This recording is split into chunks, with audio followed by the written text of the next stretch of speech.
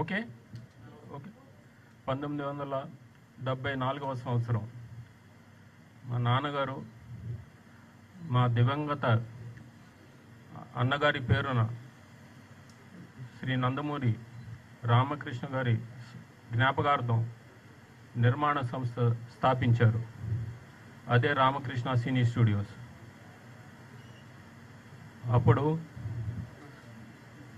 ఇప్పుడు ఈ రామకృష్ణ సినీ స్టూడియోస్ కూడా 50 వసంతాలు పూర్తి చేసుకుంది. అది ఎవరికి మీ అందరికీ గుర్తు చేస్తున్నాను. అలాగే ఆయనతో పాటు ఒక యువ హీరోని పరిచయం చేయడం జరిగింది. అదే మా తమ్ముడు నందమూరి బాలకృష్ణ గారిని. ఇప్పటికీ 50 సంవత్సరాలు పూర్తయింది. ఆయన ఎన్నో వైవిధ్యమైన పాత్రలు చేశారు, ఎన్నో వైవిధ్యమైన సినిమాలు చేశారు. అటు జానపదం కానివ్వండి, మైథలాజికల్ కానివ్వండి, పౌరాణికం కానివ్వండి, లేకపోతే సాంఘికం కానివ్వండి, ఎన్నో వైవిధ్యమైన పాత్రలు వేశారు ఆయన. మా నాన్నగారికి నిజమైన వారసుడు, నటన వారసుడు అని నిరూపించుకున్నాడు.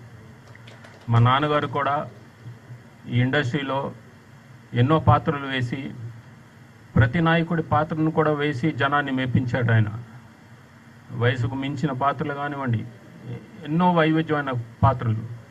అలాగే మా తమ్ముడు బాలకృష్ణ కూడా అదే దారిలో ఆయన నటవారసుడిగా, ఇప్పుడు ఆయన వేసిన పాత్రలు ఆయన ఒక్కడు తప్పితే వేరే నటుడు ఎవరు వేయలేరు. అంటే ఈ సాంఘికంలో కానివ్వండి, జానపదం, పౌరాణికం, ఎన్నో పాత్రలు వేశాడు ఆయన. నిరూపించుకున్నారు. ఆయనకు ఆయనే సాటి అని నిరూపించుకున్నారు. అలాగే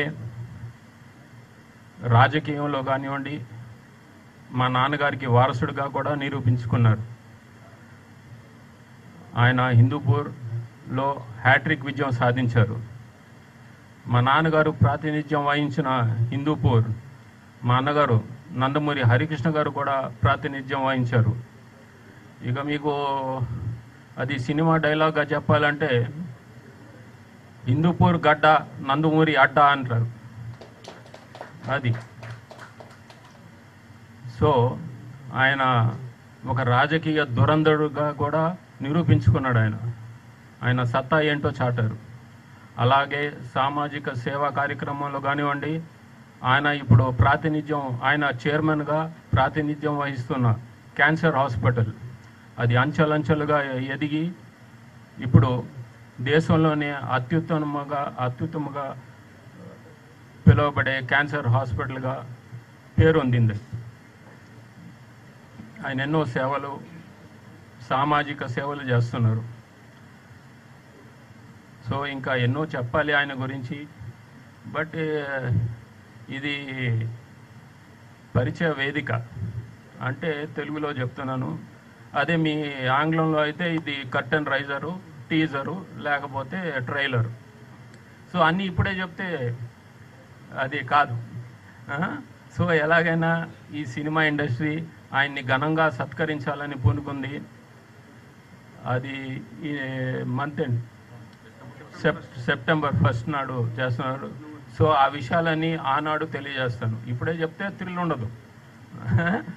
అది సో ఇంకా మిగతా విషయాలు, ఆ కార్యక్రమాలకి సంబంధించిన విషయాలు చెప్పడానికి కమిటీ సభ్యులు ఉన్నారు. వారందరికీ థ్యాంక్స్. జై ఎన్టీఆర్, జై Hind. Thank you sir. Thank you so much sir.